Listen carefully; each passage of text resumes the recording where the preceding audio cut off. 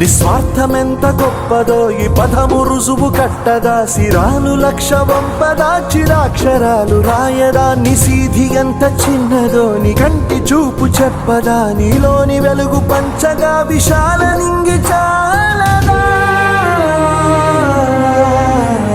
మనుష్యులందు నీ కథ మహర్షిలాగా సాగదా, మనుష్యులందు నీ కథ మహర్షిలాగా సాగదా.